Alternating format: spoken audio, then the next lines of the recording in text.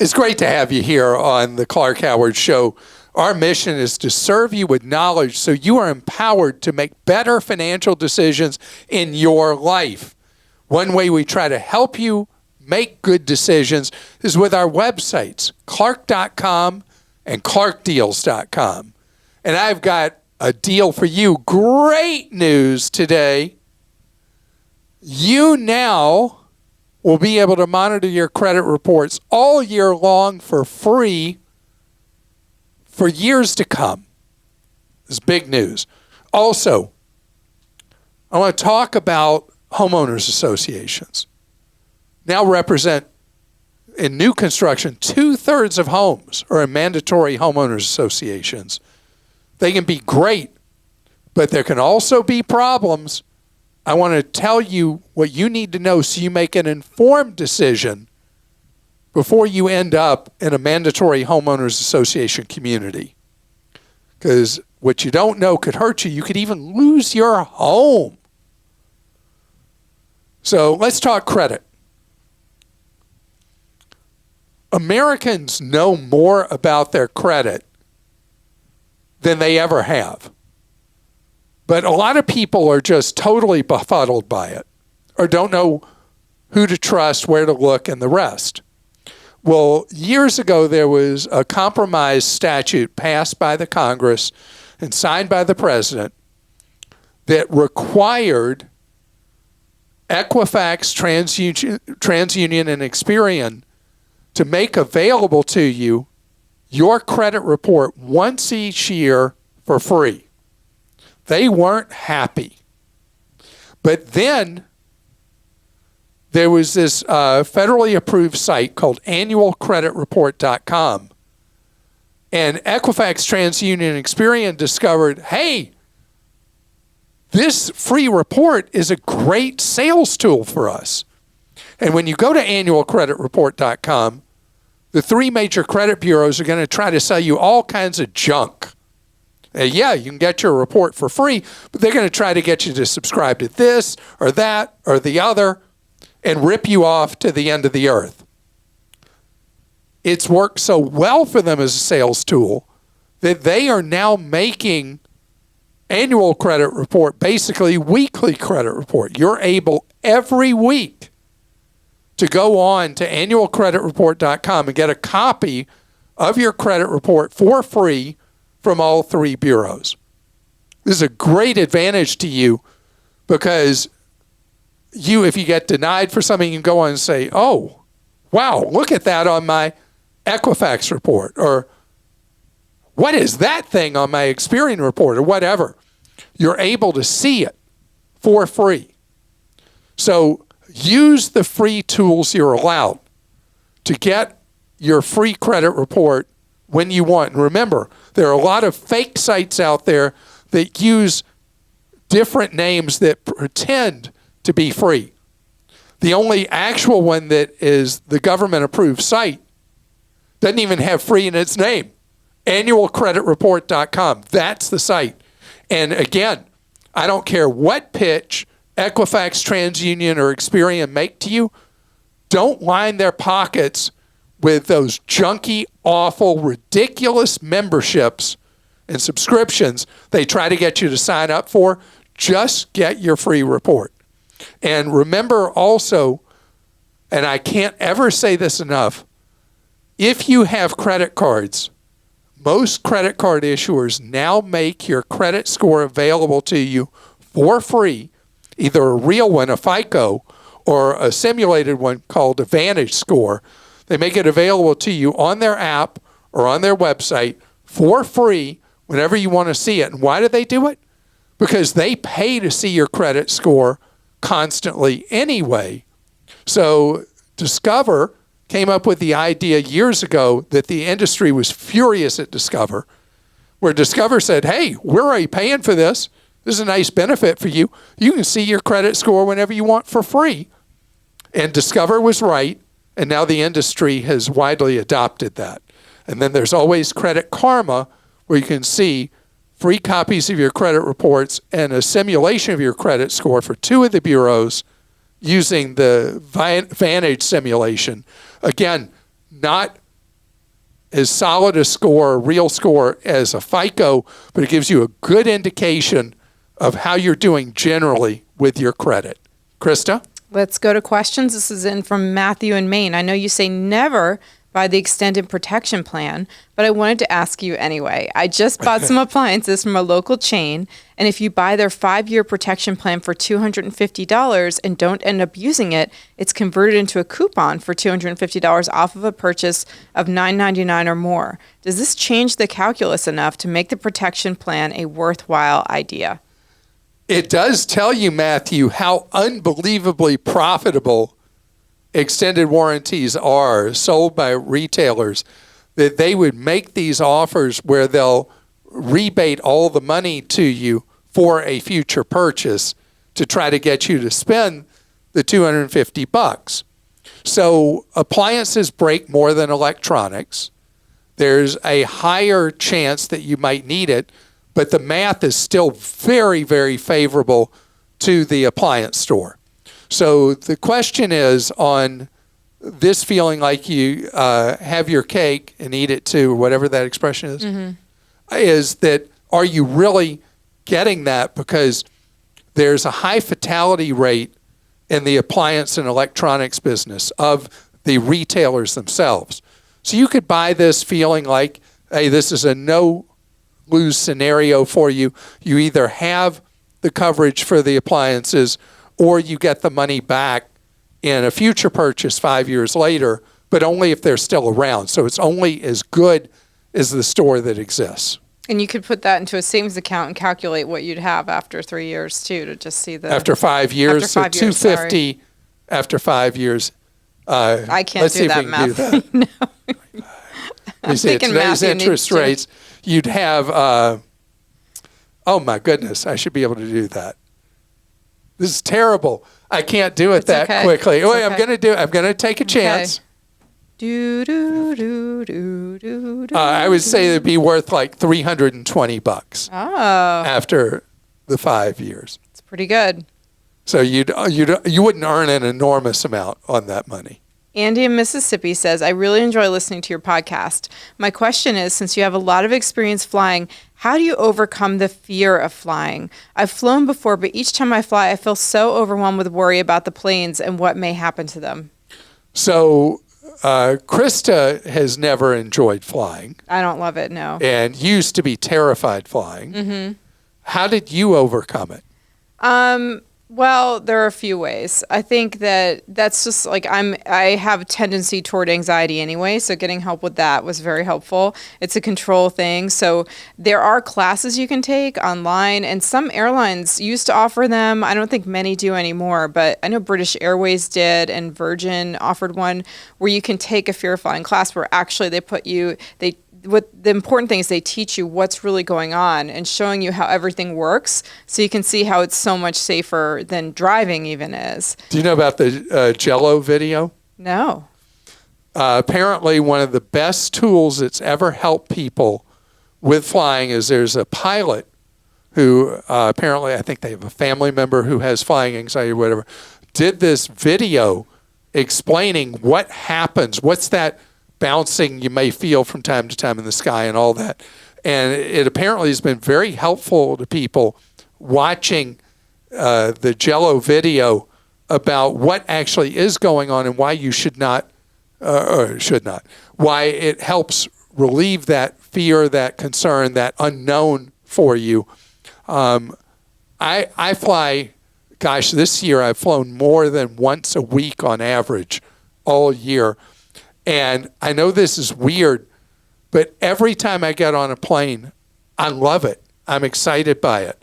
I actually love the whole experience, not just going to where I'm going. I love flying. And so for me, it's always been something that's been hard for me to understand. No, I get it though, Andy. And also, if I'm on my own wife gets nervous. Oh, yeah. Used to. I mean, on long flights, I have my doctor give me a little help, Andy. So really? Oh, yeah. You can take something because it helps me sleep, too. But I had a problem this summer when I was going on a flight to Europe. I took the pill that my doctor gave me, was feeling super relaxed and almost asleep, and then the flight was canceled. We sat on the runway for 2 hours, and I had to get off the plane and get myself to a hotel. A little under the woozy. influence of some kind of prescription med. Yes. Wow. But it's worth it. It's worth it, Andy. I hope that you can overcome actually, it. Andy, I would say, try different techniques other than Christa's drugs. Well, that can help for a long flight. But Okay. YouTube does have a lot of videos on fear of flying too that could be helpful. Well, so. that's where the Jello video Yeah. is try that. And let me know if anything you see or any of the techniques you find online are helpful to you, because it may be helpful to other people who also have anxiety when they fly. And I want to say, I know you were joking with me, but taking medication period for anxiety and other stuff is totally fine too if you need it. Absolutely. Rob in Indiana says, after growing up in a family involved with cemeteries and the funeral home business, I shouldn't have read this one right after poor Andy's question. Sorry. Yeah, Christa. Wow. Content and continuity. Yeah. Anyway, Rob says, after growing up in a family involved with the cemeteries and funeral home business, I find myself at age 69 wanting to avoid all of this, the grief spending, the emotional trauma of a wake, etc. So I'm looking at basic cremation and what is effectively a paperboard box. No services, no showings, no big deal. Remains returned to my next of kin where I can be placed on a mantle or preferably interred on our property, a 22-acre farm, which is legal in this state. Local funeral directors seem to be making a lot of money, so I found something called the Neptune Society. I'm still interested in shopping this around, but I'm wondering if you've ever dealt with this subject. Oh, yes, we have many, many times over the years. Neptune is just a chain of apparently discounted cremation services around the country. And there are also funeral and memorial societies that are nonprofit organizations all around the country, not everywhere, but most of the country, that offer group buying power essentially for the members of the nonprofit for burial and cremation. And cremation services, if you shop online, obviously you couldn't if you passed away, but your survivors, or if you want to see what's out there and leave instructions for people where you can shop for cremation, and the price differences are, it's stunning how huge the price differences are in cremation from one place to another. More and more people are doing a cremation separate from whatever memorial or celebration of life is being held. And at Clark.com, we have a guide to local funeral and memorial societies that you can check out. But on the internet, you actually, if you're having to, somebody passes away unexpectedly, you're the one who has to make arrangements, they want a cremation, you can go online and comparison shop right online, and you just won't believe the price differences from the most expensive place to be cremated to the least expensive to be cremated. In your case, wanting to set up arrangements in advance, go for it. It will take one worry away from your loved ones and will take a big worry about you feeling like you've left an obligation on them. And coming up ahead, we're going to talk about a completely different topic. We're going to talk about when you buy a home, are you also buying another government that you have to deal with other than your city or your county? We're going to talk that through. Homeowners associations are a choice that you can make. And overall, roughly a quarter of Americans, according to Bloomberg, now live in homeowners association communities, what are known as mandatory communities, where you must pay a monthly fee or an annual fee or quarterly or whatever it is, but you got to pay. But it's not just the fee. It's all the rules you have to live with. And there are people who love that because you can live in a neighborhood that is a non-homeowner association controlled neighborhood, and somebody could let their house deteriorate, their yard grow up with weeds, and your only option if you're not in a homeowners association community, is you've got to see if you can get the county health department or code and enforcement to come out and do something about it. And let me tell you, most jurisdictions, good luck with that. On the other hand, in a homeowners association community, which new homes overwhelmingly are in these, overall, again, about a quarter of homes, you got to live by their rules. I was very young. First property I ever bought was a foreclosure when I was 22. And the door was really faded. And so I just went to the paint store and I bought a can of paint and I painted the front door.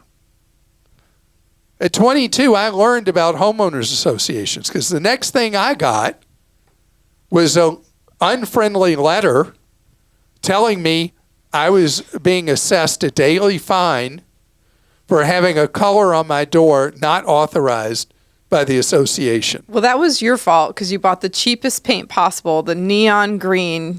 I did not buy neon green, but I did buy a paint color that I thought would be nice. You're colorblind. I'm partially colorblind. I didn't know, but I also didn't even know what a mandatory homeowners association was. Sorry. And I got slapped around pretty hard by that. And then I had to repaint the door in the color code it was supposed to be. And I did it right away to stop the daily fines.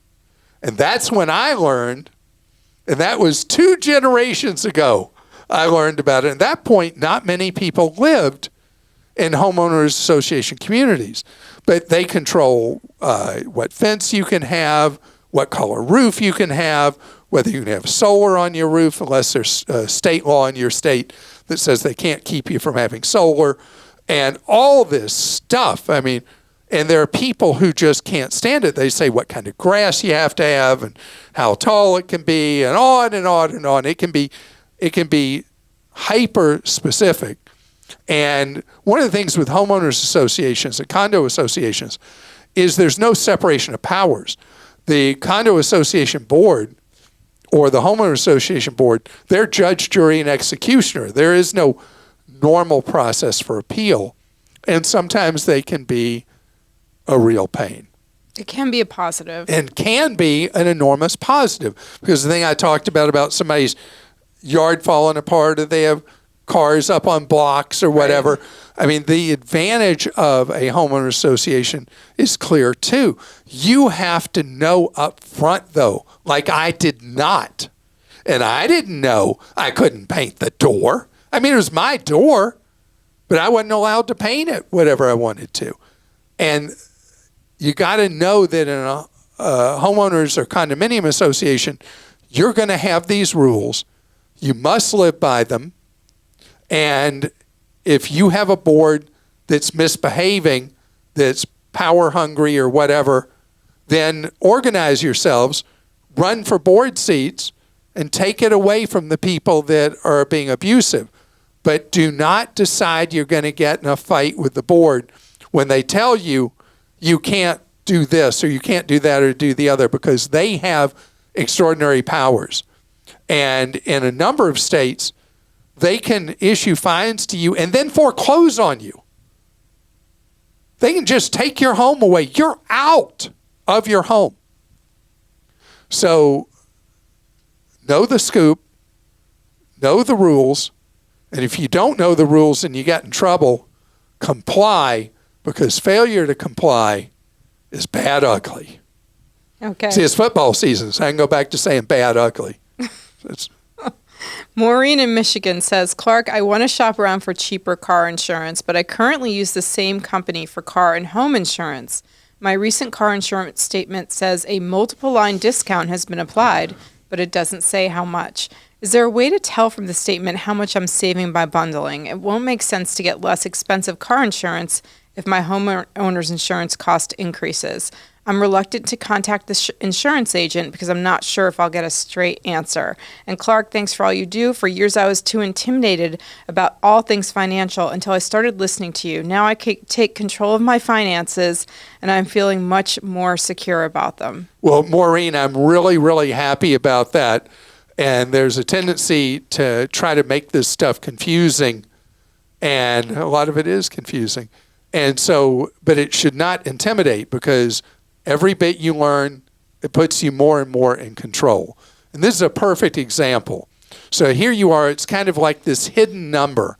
How much are you saving with what they call tying, where you have auto and homeowners with the same people? Are you getting a substantial discount? You're getting a tiny one, or somewhere in between? Well, in most states, and you live in Michigan, you'd have to call your state insurance department. You can find out. They have to file rates with the insurance commissioner's office or the insurance department. And so you can call the consumer line there and say, how much discount do I get with my insurer? Tell them the name of the insurer for having auto and homeowners together. It doesn't say on my bill. Can you tell me what rate they filed, what the discount is? And in most states, there would be a stated amount that the insurance department can tell you. So you know, is it a 5% discount, 2%, 10%? Usually it'll be somewhere roughly more or less 10%. So it's worthwhile, once you find out that number, or use 10 as a likely marker, to call around and see what's available from other people for your car insurance. And then when you call your agent and you say, hey, I'm going to switch my auto insurance because I found it much cheaper elsewhere, don't be surprised if the agent, because this is a captive agent company where the agent works for the company, if they say, oh, well, let me see if we can re-rate your policy for you. And they come back with a lower premium for that auto insurance to keep both your auto and homeowners. Richard in New York says, a question for the man from Roth. My daughter has just finished her PhD and has accepted a position in the UK with a UK company. Since she will not be earning a U.S. salary, is there any way that she can continue contributing to her Roth IRA? And P.S., if something happens that she does not like, she calls it Clark Rageous. Clark Rageous. So, Richard, the answer is yes, with a lot of asterisks attached to it. A U.S. citizen working outside the United States can fund a Roth IRA, but the rules for it, funding it are, they're going to make your eyes glaze over. So it's going to take her some work, and congratulations to her, by the way, on completing a PhD program. I enrolled in a PhD program and didn't even finish the first semester. I did not know that. Years ago, after I got my master's, I enrolled in a PhD program, and then I decided, you know what, I've been in school long enough. Mm-hmm. And so there's a lot of people that are ABD, all but dissertation, and to get all the way through is an incredible accomplishment to get a PhD. So since she's got a PhD, she's good at research. So when I think where I'd start, maybe I'd start in Investopedia. And because this is a pretty esoteric area, read their guide to what's required to have a Roth when you're an American citizen working overseas. You still pay federal taxes, don't you? Yeah. So there's a foreign tax exclusion, and then that reduces the amount that's eligible to go in a Roth, blah, blah, blah, blah, blah. It is a technical area that you don't want to mess up on. Also, if you're an American working overseas, you may want a specialty tax accountant who is expert at dealing with people who are Americans working in other countries. This is a specialty thing. She's going to the United Kingdom. People who take a job in Canada as U.S. citizens, you unleash a complicated tax nightmare like you've never seen. And so people will hire a specialty tax attorney, a tax accountant who is expert at Americans working in Canada. You don't necessarily need that for the United Kingdom, but you would possibly benefit from having an accountant who is familiar with foreign taxation or Americans working overseas, so that there's things beyond just the Roth you want to make sure you do exactly right so you don't get those nasty grams from the IRS. And Sean in the District of Columbia says, I got a new job with a TSP. Thrift savings plan, the greatest savings plan ever. I'm going to do 5% in my Roth IRA, Roth contributions. Is the government match in a Roth or traditional? Also, what do I do with the $60,000 in my 403B? Leave it or combine it into my TSP? Slowly roll into my Roth IRA? My income is double at $150,000, so the tax implications will be bigger. So, congratulations. Yes, that's fantastic news with the much higher income. So there's a new law that permits employers to match with either pre-tax or post-tax dollars if the employer participates. I have no idea if federal agencies are participating in this yet.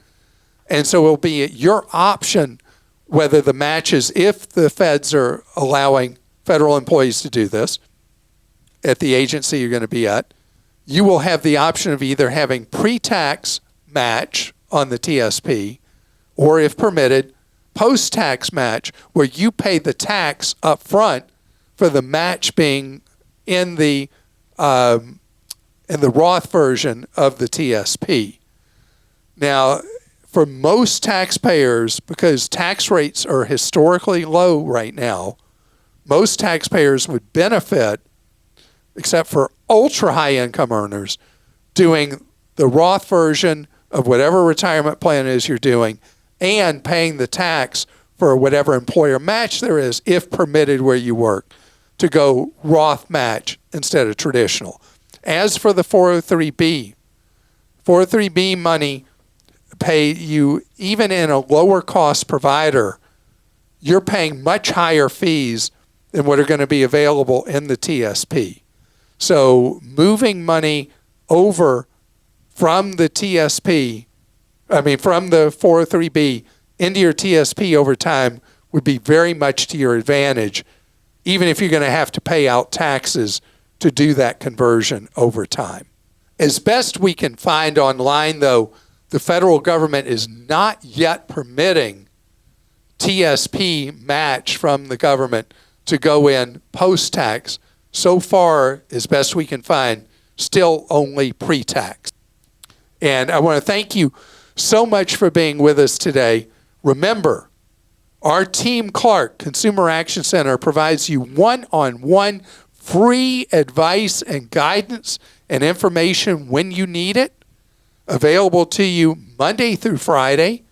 You can see how to talk with a member of our team for free if you go to clark.com/CAC.